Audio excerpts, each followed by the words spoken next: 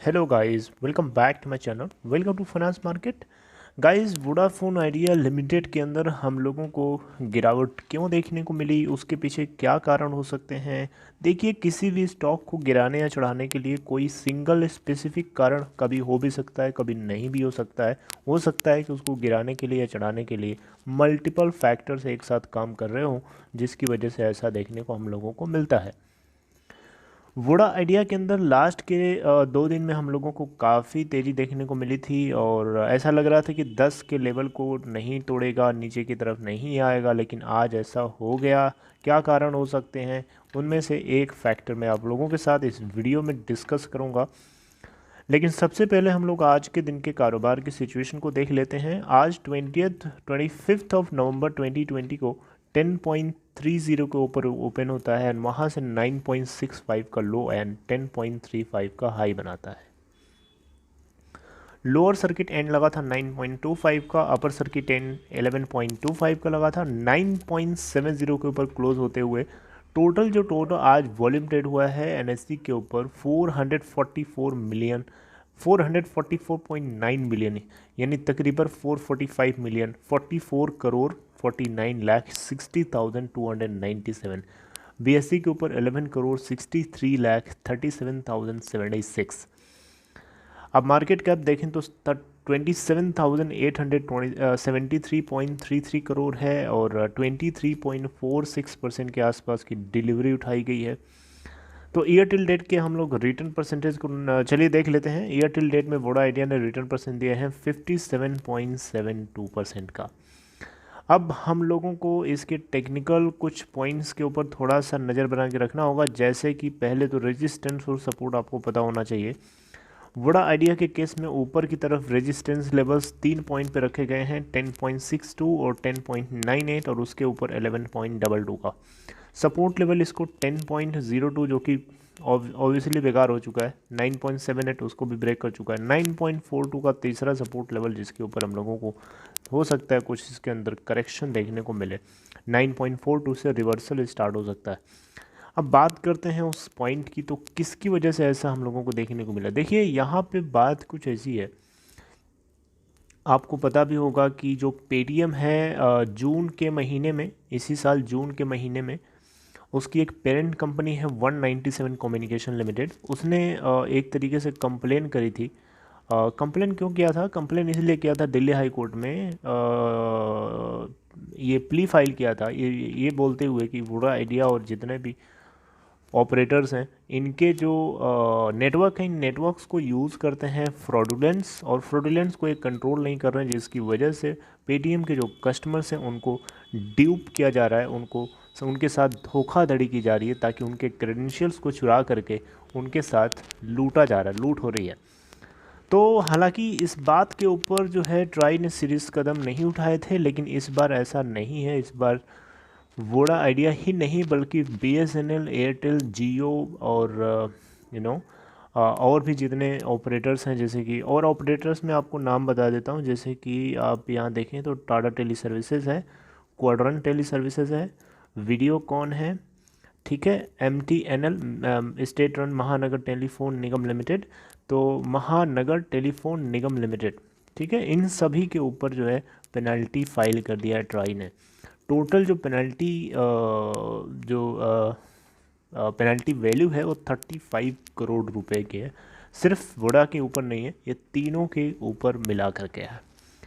अब इसमें से वोडा आइडिया भी आता है, तो वोडा आइडिया के ऊपर 1.82 करोड़ के आसपास का अमाउंट जो है चार्ज कर दिया गया है, क्योंकि वोडा आइडिया के भी नेटवर्क्स को यूज़ करते थे फ्रॉडुलेंट्स। सबसे ज़्यादा इसमें चार्ज किया गया है बीएसएनएल को, जिसके नेटवर्क को यूज़ करके लोग ज़्यादा फ्रॉड करते थे, फ्रॉडुलेंट्स ज़्यादा थे इनके नेटवर्क पे, तो 30.1 करोड़ रुपए का इनको पेनल्टी भरना पड़ेगा। वहीं बाकी में एयरटेल के पास 1.33 करोड़ है, और इसके अलावा जो क्वाड्रेंट है, क्वाड्रेंट टेली सर्विसेज, उसके पास 1.41 करोड़ की पेनल्टी भरी गई है उसके लिए, ठीक है।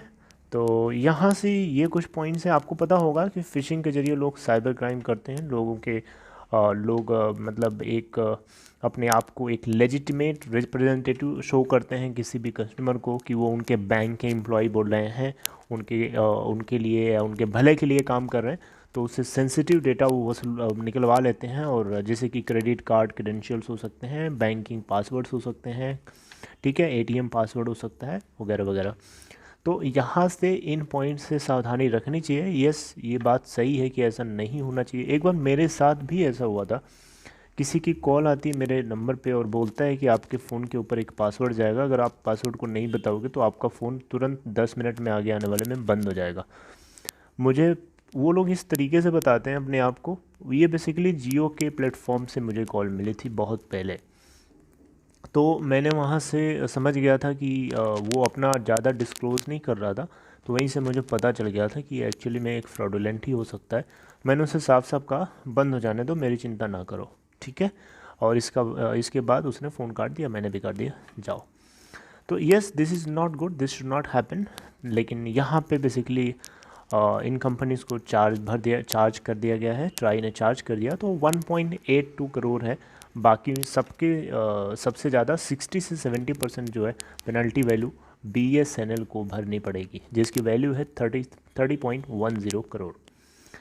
सो इसके अलावा और भी कुछ फैक्टर्स हो सकते हैं, जैसा कि पहला फैक्टर तो ये है कि पहला फैक्टर तो मैंने आप बता दिया आपको। दूसरा फैक्टर ये हो सकता है कि बहुत लोग ऐसा सोच रहे हैं कि जो टैरिफ हाइक होने वाली है वोडाफोन आइडिया के अंदर, इससे इसके कस्टमर्स लूज हो सकते हैं। ये एक फियर फैक्टर क्रिएट करके रखे हुए हैं मार्केट के अंदर। हालांकि इसको सपोर्ट करने के लिए एयरटेल तो रेडी है, लेकिन जियो का अभी भरोसा नहीं है। जियो बदल सकता है गेम को, यही खतरा थोड़ा सा बना हुआ है। हालांकि वोडा आइडिया का कहना है कि वो शाई नहीं करेगा, जल्दी ही 1-2 महीने में अपने टैरिफ को हाइक कराने वाला है। Let's see what is happening, what happens in future. देखते हैं क्या होता है, किस तरीके का इनका दिसंबर क्वार्टर का रिजल्ट आता है, ये सारी चीज़ें भी मैटर करेंगी। और टैरिफ आप हाइक कर रहे हैं तो वोडा आइडिया का एक और पर्सपेक्टिव है टैरिफ हाइक करने का, आपको पता है, सिर्फ ARPU बढ़ाने के पर्पज़ से नहीं कर रहा है। इसके पीछे एक कारण ये भी है कि वो कस्टमर का भी फ़ायदा देख रहा है। कस्टमर को सोच रहा है कि 4G क्वालिटी मिले, 4G इंटरनेट की क्वालिटी A1 क्वालिटी देना चाह रहा है इंटरनेट में, किसी तरीके की कंजूसी ना हो। अगर टैरिफ हाइक हो रही है तो आपको क्वालिटी डेटा भी मिलेगा, क्वालिटी फ़ोन कॉल्स मिलेंगे, किसी तरीके की आपको एरर नहीं मिलेगी, किसी तरीके का आपको नेटवर्क का इशू नहीं आएगा। ये सारे पॉइंट्स कंसीडर कर रहा है वोडा आइडिया, इनके ऊपर भी वोडा आइडिया का सबसे ज़्यादा फोकस है। वोडा आइडिया क्वालिटी डिलीवर करना चाहता है, उसके बदले में टैरिफ हाइक चाहता है, and that is good idea. इससे बिजनेस में इम्प्रूवमेंट होगा।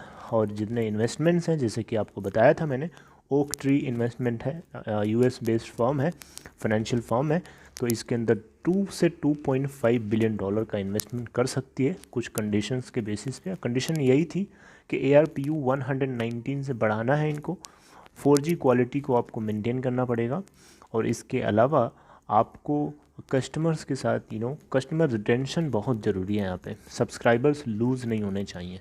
ये कुछ कंडीशंस थी ओक ट्री मैनेजमेंट और उसके जितने कंसोर्टियम मेंबर्स हैं सबकी तरफ से। Alright, so this is all. Hope you liked this video. If you liked it, please give a thumbs up, bigger thumbs up to encourage. And if you are new, make sure to hit the subscribe button. And if you are interested to open Demat account, follow the link given in description box of this video to open your account in Upstock. Alright guys, see you in next video. Take care.